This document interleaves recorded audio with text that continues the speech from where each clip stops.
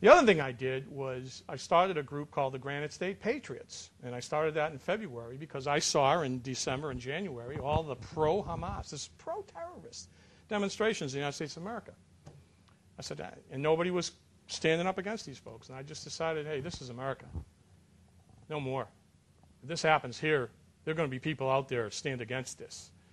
So that's predominantly what we did it for, and also to support our troops. Then came the April 15th Tea Parties.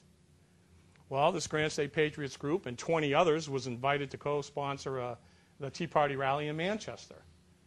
Well, I said, sure, I'll do that. And because I was a co-sponsor, I got to speak. I gave a speech that day.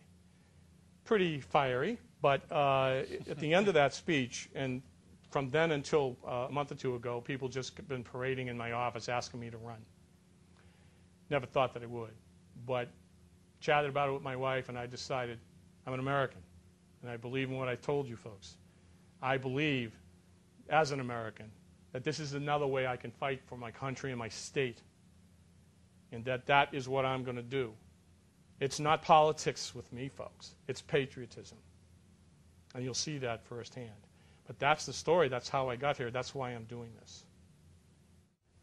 I've noticed in the past years people like Trent Lott and so forth that have made what I consider minor mistakes, and the party has drummed them out.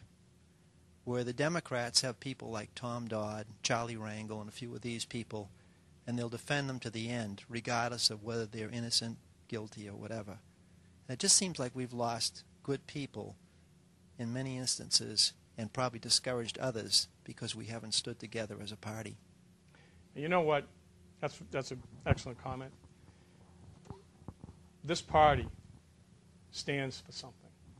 It's supposed to. Democratic Party, not so much.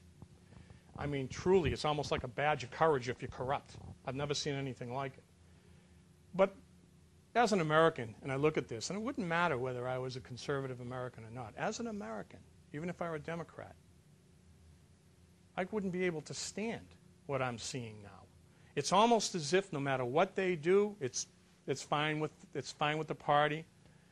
We as Republicans have always seemed to have a higher standard with respect to our candidates and the people that hold elective office. And let's at least agree in this room that we always act like Americans with the highest level of integrity. If our elected officials fall by the wayside because they've done something wrong that we feel is egregious, they should. And I feel that way about the bailouts. If you're running a company and you're running it into the ground and you're losing billions of dollars, by God, you fail. That's it. You're running a failing company. Goodbye.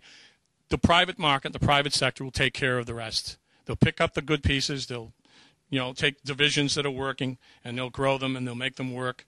Those things are temporary, and we would have already been back on our feet, in my view, if we didn't do the stuff that we just did.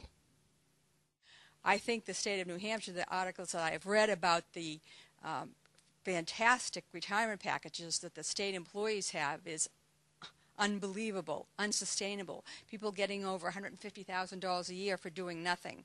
So how do you get, first of all, how do you get on that train, or how do you stop it?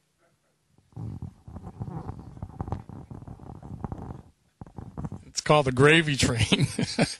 I got to say, and that's a good point, we also have similar types of city plans, too, that are really, enormously large and also unsustainable.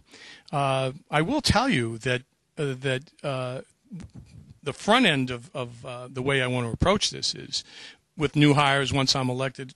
I'm only going to give you the front end. I'm not going to give you the back end because that's the bigger piece. But we're going to have to switch this to a 401k, one-for-one matching type system. That way the money can't be touched by the state. The money will be the person's fund, and that can be self-directed and so forth. And that'll be a huge reduction in liability for the state, but that's the way it's going to have to wind up. I wish it were that way now, but it's hard. You have the union contracts. You're going to have to honor those, and we're going to have to figure out how we can marry up the front end of this program with the back end that I'm going to announce, and it will solve it, but I will announce it in a few weeks. I agree with you. I think that we got to take a good hard look, even if there's some state workers in the room. We got to take a look at the level of benefits that are for life, once they've retired, they're so high, and see what we can do to adjust or do a little ramp down or ramp up, however we structure this. But it is unsustainable, which is part of the reason why we have a $7 billion unfunded liability. Thank you, Jack, for coming out tonight. We appreciate it. Nice job, and good luck to you.